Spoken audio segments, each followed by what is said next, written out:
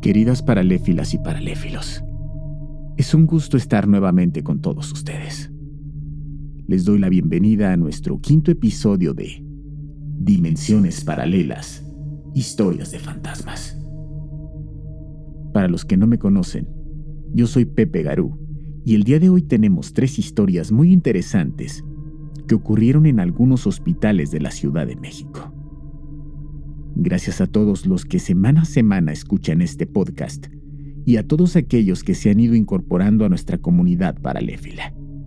Sin todos ustedes, este proyecto definitivamente no tendría sentido.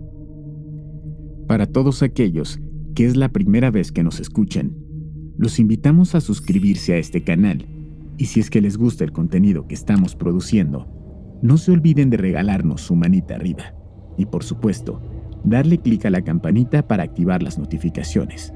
De esta manera, cuando publiquemos un nuevo episodio, inmediatamente les enviará la notificación para que sean de los primeros en escucharnos. Si tienen alguna experiencia interesante que nos quieran compartir, les recuerdo que pueden escribirnos o mandarnos una nota de voz al correo dimensionesparalelas.ht@gmail.com. Tu historia de fantasmas puede ser la siguiente en aparecer en este podcast. Ahora sí, paraléfilas y paraléfilos, apaguen las luces y que comience el terror. Hola a todos los que escuchan este podcast. Lo que voy a contarles me sucedió hace muchos años en un hospital de la Ciudad de México. Sinceramente, no recuerdo cuál era, pero sé que se encontraba en la alcaldía Álvaro Obregón. En ese entonces, mi hermana y yo éramos unas niñas, y mi abuelita, la mamá de mi mamá, se enfermó y tuvieron que llevarla al hospital para que la revisaran. Un día fuimos a verla. Recuerdo muy bien que el horario de visita era de 4 a 6 de la tarde. Pero nunca olvidaré que la señorita de la recepción le mencionó a mi papá lo siguiente: Señor, solo quiero decirle una cosa. Después de las 6 de la tarde, los elevadores se abren y cierran. Se lo comento porque no quiero que se vayan a espantar. Es muy normal que esto suceda. Aunque no dije nada, esas palabras me causaron cierta incertidumbre y un poco de temor. Sí, era una niña, pero no tenía mucho sentido que de la nada y a esa hora, los elevadores, según ella, se volvieran locos. De cualquier forma, traté de ignorar lo que había dicho la recepcionista y como cualquier niña de esa edad, las ganas de explorar un lugar desconocido se hicieron presentes. Así que aproveché el descuido de mi papá y agarré a mi hermana menor de la mano para subirnos juntas al elevador. Oprimí el número 4 para que nos dirigiera al 4º piso. No era la primera vez que utilizaba un elevador, por tanto sabía perfectamente bien cómo se usaban. Lo único que alcanzó a decir mi papá antes de que se cerraran las puertas fue que tuviéramos cuidado. Seguro nos iba a regañar después de la pequeña travesura, pero ya no había vuelta atrás. Lo único que podía hacer en ese momento era alcanzarnos por las escaleras o esperar el siguiente elevador. Una vez dentro, tomé la mano de mi hermana, quien era varios años menor que yo, y solo esperamos a que nos llevara al 4º piso como se lo había indicado. Sin embargo, cuando se abrieron las puertas, me di cuenta de que en vez de subir, el elevador había bajado al estacionamiento. En eso, una señora que esperaba afuera nos preguntó: ¿A dónde van, niñas? Supongo que se preocupó al vernos solas en un elevador. Le dijimos que nos dirigíamos a la habitación 412 y se subió con nosotras.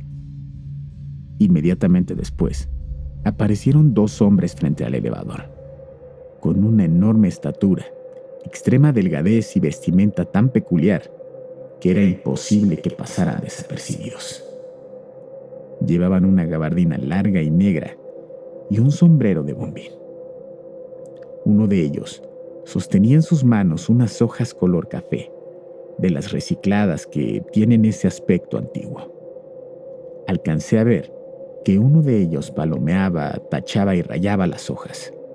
La verdad, no sé bien lo que hacía, pero ambos tenían pinta como de inspectores o supervisores. Supongo que la señora, quien también los vio, se llenó de miedo al ver esos tipos porque en ese instante se quiso bajar y llevarnos con ella. Pero nosotras le dijimos que no nos bajaríamos porque íbamos al cuarto piso para ver a nuestra abuela. Supongo que lo único que quería la señora en ese momento era protegernos, pero tampoco es que nosotras confiáramos en ella porque prácticamente también se trataba de una desconocida. Finalmente, solo uno de ellos abordó el elevador, específicamente el que traía las hojas. Pero debo decir que en ningún momento le vimos el rostro porque en el tiempo que permaneció ahí adentro, siempre se mantuvo con su cabeza agachada. Cuando se cerraron las puertas nuevamente, oprimí el número 4 otra vez, esperando que en esta ocasión sí nos llevara a nuestro destino. Antes de llegar al cuarto piso, el elevador se detuvo, quizá en el segundo o tercero. Se abrieron las puertas y aquel hombre alto salió sin decir una sola palabra. Cuando lo vimos salir, la señora nos volteó a ver y nosotros a ella.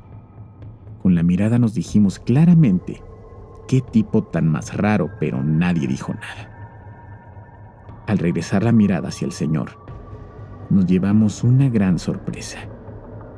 Tal y como si nunca lo hubiésemos visto salir del elevador, aquel hombre se esfumó frente a nuestros ojos.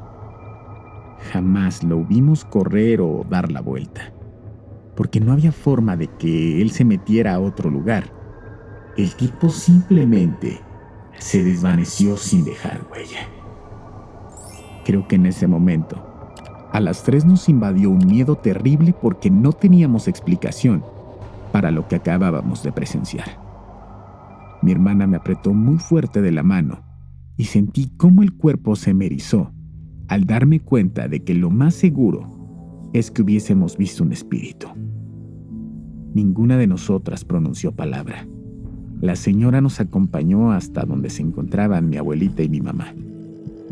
Les contamos lo que había ocurrido y cuando se terminó la hora de la visita y bajamos otra vez a la recepción, mi mamá le indicó a la señorita en turno lo que nos había sucedido.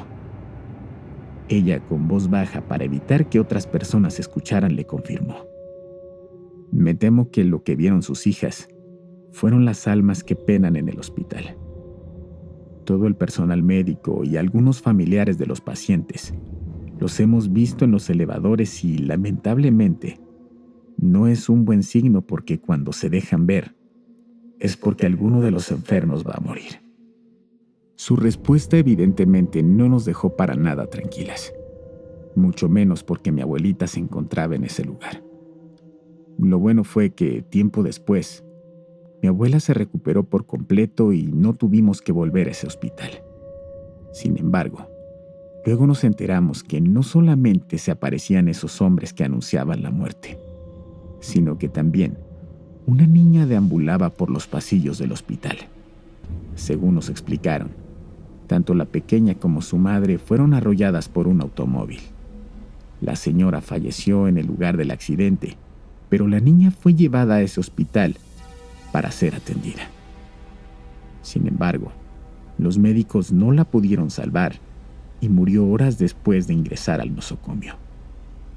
Quizás después me anime a platicarles la experiencia que vivió mi tía con la niña que les comento. Pero por ahora, esta es toda mi historia. Muchas gracias por escucharme. ¿Qué tal, paraléfilos? Espero que todos se encuentren muy bien. Mi nombre es Wendy y espero que les guste la historia que voy a contarles a continuación. Yo soy médico pediatra y estoy en la unidad de cuidado intensivo neonatal de un hospital aquí en la Ciudad de México. Yo hago guardias en el servicio de prematuros. Aquí tenemos a los bebés que están más o menos estables. Normalmente, cuidamos a unos 40 pequeños.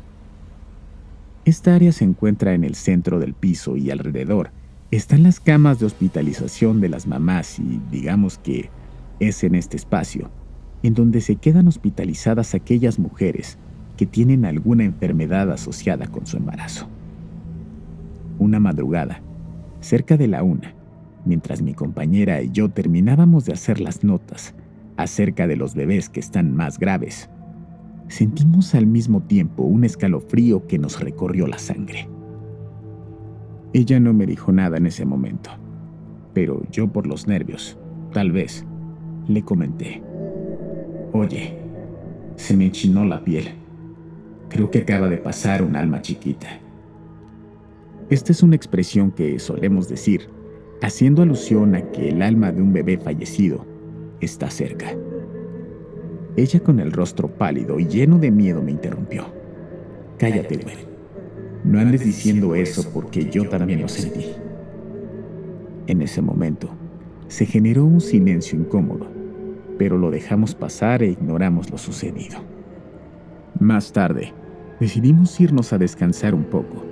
Solemos hacerlo en colchones inflables, así que yo me compré uno de tamaño matrimonial para estar, digamos, un poco más cómoda. En fin, los inflamos y apagamos la luz para poder dormir un rato. Yo estaba muy cansada, pero en ese tiempo simplemente me costaba mucho trabajo quedarme dormida en las guardias. Lo cual es extraño porque yo soy de las personas que cierran los ojos y se pierden por completo. Por alguna razón, a pesar de tener un espacio amplio para recostarme, solo ocupé una de las orillas.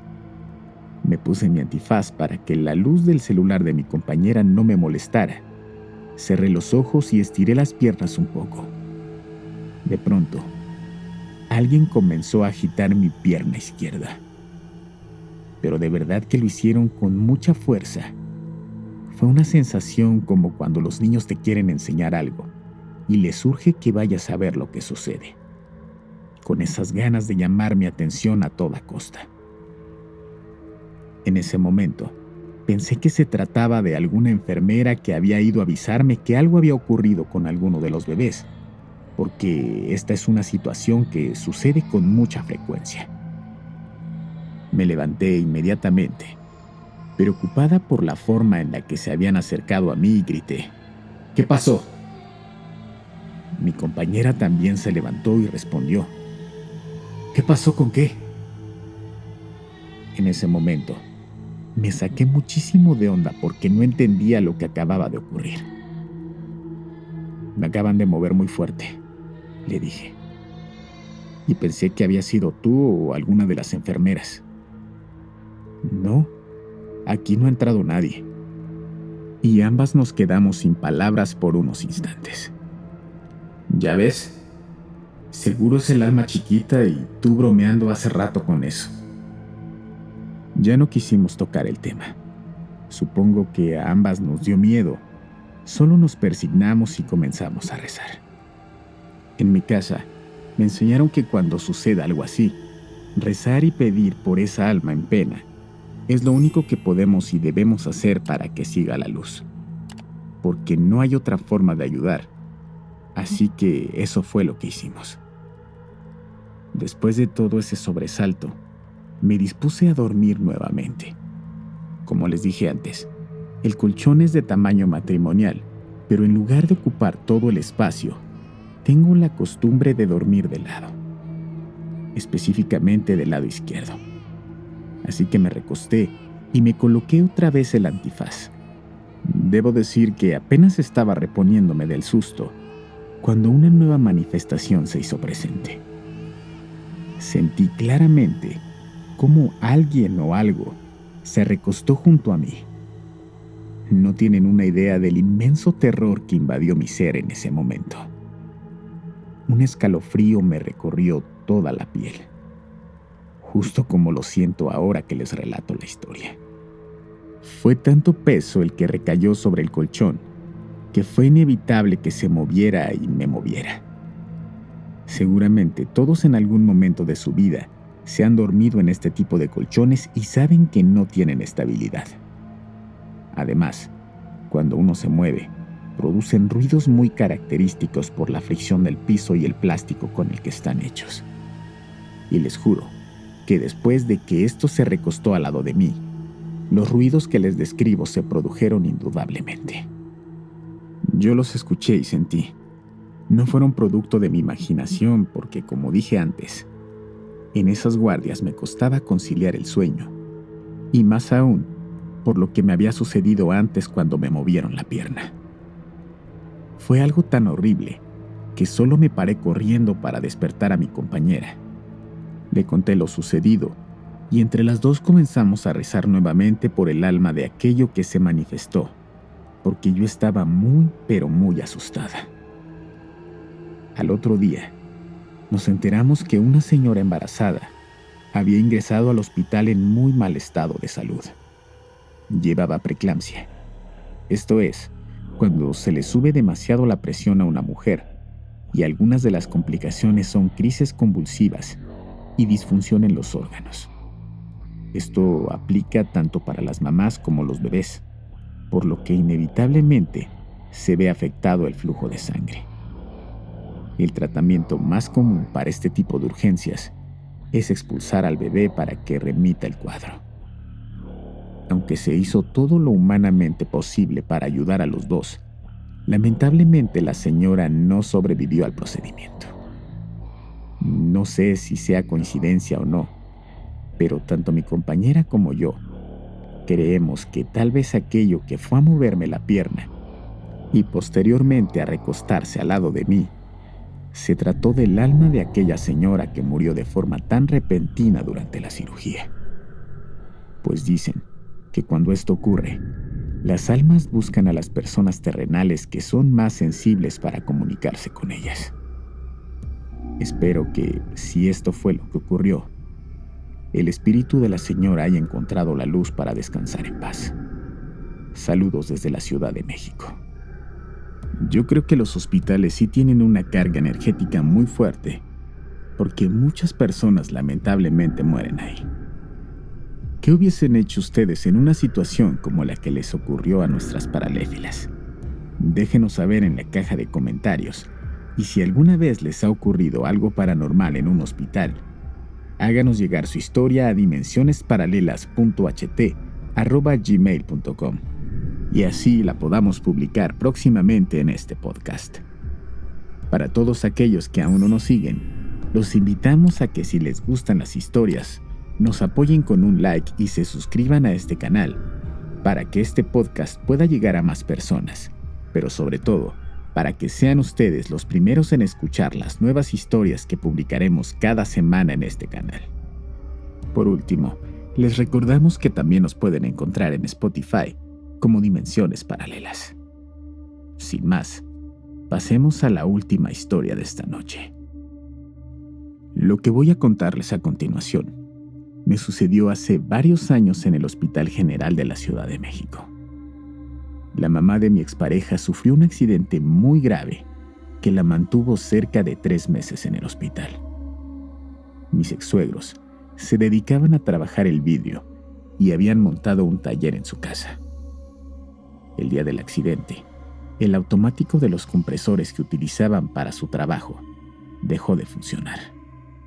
Y esta falla ocasionó que los tanques que almacenan el aire se sobresaturaran. Cuando la señora se percató del problema y quiso apagar manualmente los interruptores, lamentablemente, los 3 compresores explotaron. La dimensión del desastre fue tal que los vidrios de varias casas cercanas estallaron. Los autos que se encontraban en la casa se volvieron prácticamente chatarra. Al techo donde estaba montado el taller prácticamente se le hizo un boquete y la puerta, que era de metal, quedó hecha pedazos. Como podrán darse cuenta, la señora resultó muy pero muy lastimada de ese hecho. Cuando la llevaron al hospital, nadie quería recibirla porque no contaban con los instrumentos necesarios para atender todas las complicaciones que traía. Y por supuesto, no querían hacerse responsables en caso de que la señora no sobreviviera. Pues tenía quemaduras de 3er grado, fractura expuesta del brazo derecho y estallamiento del globo ocular.